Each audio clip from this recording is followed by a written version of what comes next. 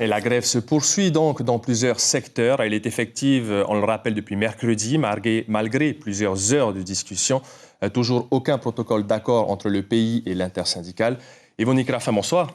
Bonsoir Marouki, bonsoir à toute la Polynésie qui nous regarde ce soir. Merci d'avoir accepté notre invitation. Alors vous êtes au cœur des discussions, c'est le cas de le dire.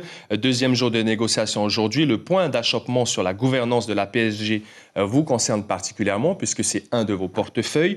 Alors est-ce que vous allez rester ferme jusqu'au bout sur la représentativité des syndicats au sein du conseil d'administration de la CPS? Effectivement, sur les 8 points, un point achoppe encore aujourd'hui, c'est bien la gouvernance de la CPS.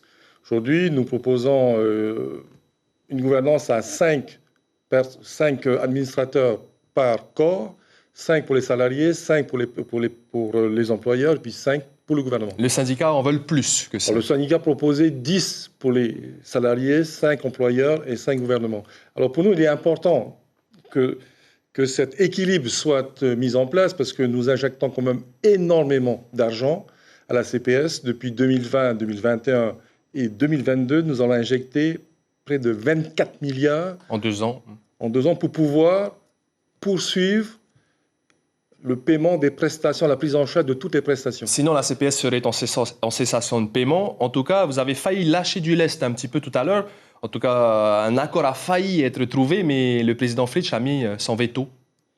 Alors, depuis mercredi dernier, on devait déjà trouver un accord. Mais vous savez, personne ne veut lâcher finalement sur ce point-là précis et c'est le point qui bloque tout. Oui, en tout cas, nous ne lâcherons pas sur la gouvernance. Autant nous avons fait beaucoup de concessions sur les autres points, mais sur la gouvernance, il nous paraissait important de tenir nos positions. Justement, la gouvernance de ce conseil d'administration de la CPS, c'est en vue aussi de la réforme de la protection sociale généralisée. Elle va intervenir en 2022, vous l'avez affirmé. C'est une obligation, sinon on fonce droit dans le mur.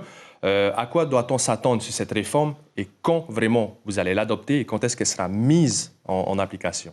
Alors, la loi est prête à être présentée, elle va être discutée en commission et les premières mesures devraient être appliquées dès le mois de janvier. Ça, c'est sur la partie réforme de la gouvernance de la CPS et de la protection sociale généralisée.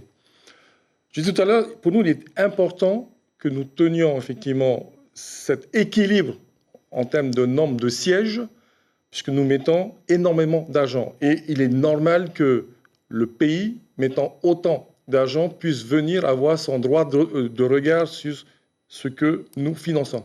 Nous allons revenir encore un peu plus en détail peut-être sur ce conflit et sur d'autres sujets avec vous, Monsieur le Ministre.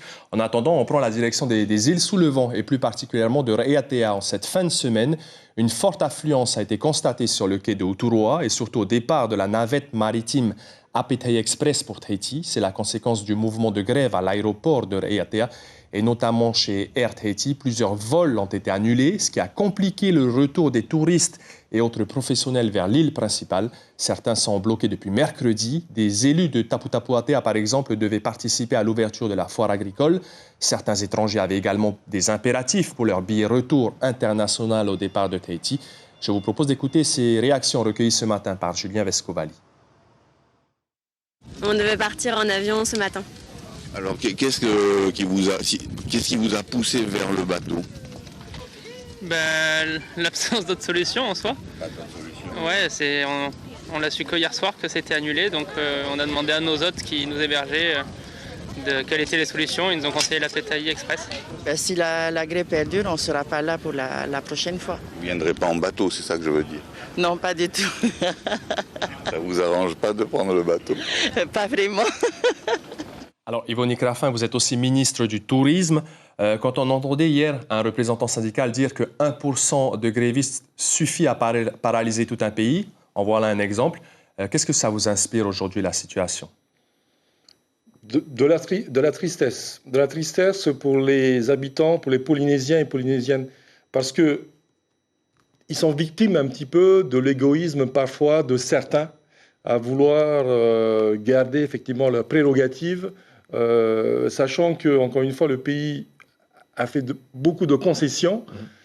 La première concession que le pays a faite, c'est le SMIC, le relèvement du SMIC à compter du 1er décembre 2021 à 2%. Malheureusement, ça ne sera pas possible au 1er décembre parce que nous sommes pris par les temps. Pas à 4% donc. Hein. Alors, c'est 2% au 1er décembre, 1% au premier trimestre et 1% ensuite. Une question, les Polynésiens ont marché, notamment plus de 500 personnes. Est-ce que vous pensez que les grévistes sont aujourd'hui instrumentalisés par les syndicalistes? Je ne sais pas. Mais en tout cas, ce que je vois et ce que je ressens, c'est que effectivement, ils sont en attente effectivement, d'une solution de sortie de grève. Nous avons fait des propositions, le protocole est prêt. Nous achoppons juste sur un point, ce sont les sièges du conseil d'administration de la CPS. Merci beaucoup, Monsieur le ministre, en tout cas, d'avoir répondu longuement à nos questions. On le rappelle, prochaine négociation peut-être. Alors, à la prochaine négociation, le président a proposé que nous nous retrouvions lundi matin ou à l'heure qui leur convienne pour pouvoir effectivement sortir de cette crise et trouver en fait maintenant l'approche des fêtes de Noël dans la sérénité et puis que la paix et la joie règnent en Polynésie. L'information en continu sur Polynésie la première, Internet et réseaux sociaux.